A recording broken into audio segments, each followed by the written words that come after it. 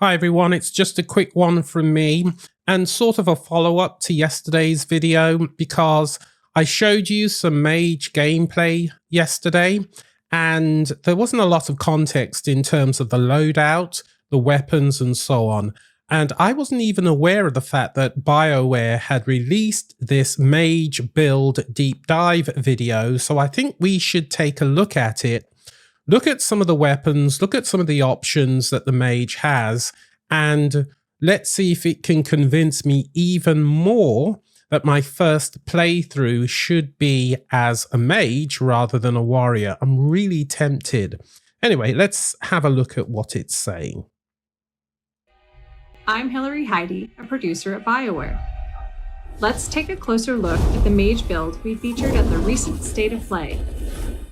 If you haven't yet, check out our other progression videos for a deeper intro to the gameplay systems. We've seen some of this before. I call this build the Dragon Killer because my gear and skills have been optimized to take on a powerful boss, this Ice Dragon. As a Mage, I can switch between two weapon sets, a staff for ranged attacks, or an elemental orb and dagger for close quarters combat. Okay, first things first. Elemental orb dagger. Is that awesome or not?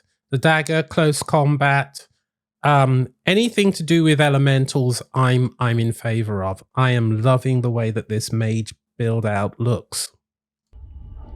I'm facing off against an ice dragon, which is vulnerable to fire. So I've equipped Earth Emerald's Ash as my elemental orb.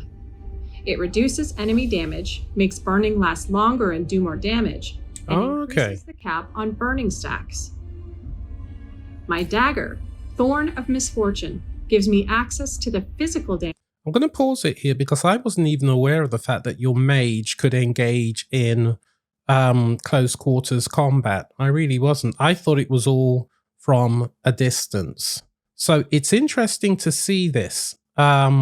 Physical damage, critical hits. Wasn't aware of any of this. Damage type. And synergizes with my affliction-based build, increasing the damage of arcane bombs, which I build up with repeated orb attacks. I've further powered up my afflictions by equipping this death mask, which will give me a nice damage boost. You'll notice my armor set looks a bit different than the icon. That's because I'm making use of the game's transmog system. Good. My appearance to this I expected that. I purchased in Docktown. Let's switch over to my character's skill tree, where I've further enhanced my ability to take on this ice dragon. Okay, what skills have you got in place? Elemental Catalyst gives my abilities plus 15% bonus damage. In this case, fire damage. Based on the fact that you've got the orb. Are fire-based. Inner Focus generates 25% extra mana from successful light attacks, and that number is doubled against enemies suffering from an affliction, like burning. So each time I attack with burning enemies, I'll generate 50% extra mana, allowing me to cast powerful spells like Meteor more often.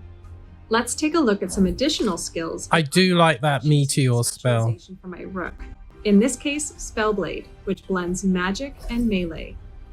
With the Electrical Burns passive, my fire attacks stack even more afflictions on my targets, applying the Shocked Affliction whenever I apply burning. I'm loving that.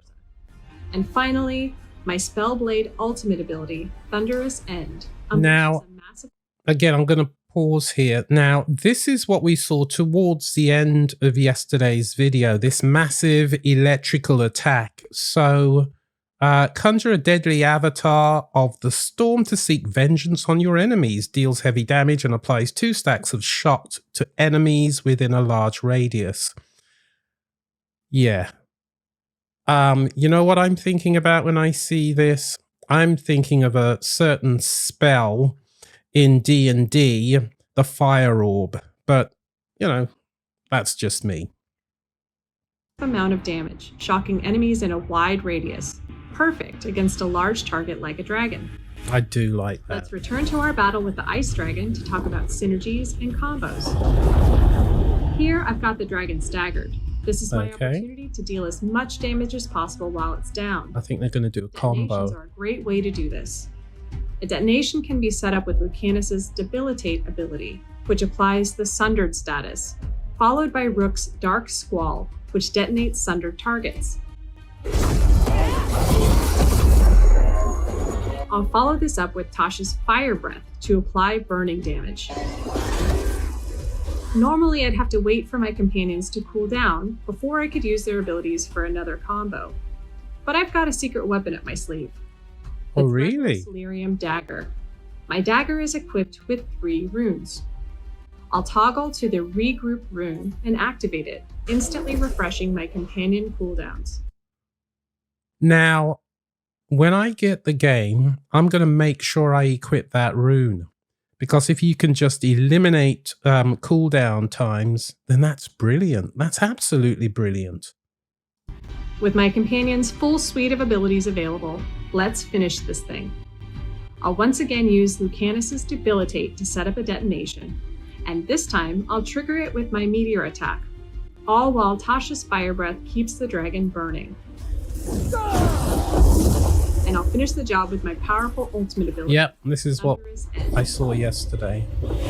Whoa! Well. And I'm glad for that explanation, because it gives us a lot more context in terms of all the things that the mage can do. And I am really tempted to start my first playthrough as a mage now. What do you think? I'm going to post this. Obviously, it's a part 2 to yesterday's video. It would have been great if I just put this on yesterday's video, but I can't for obvious reasons. But do add your comments below in terms of whether you agree with me. Do you want to play a mage now if you were originally going to play a warrior? I'm seriously considering it. Anyway, as per usual, add your comments, like and subscribe, and I'll see you in the next one. Bye-bye.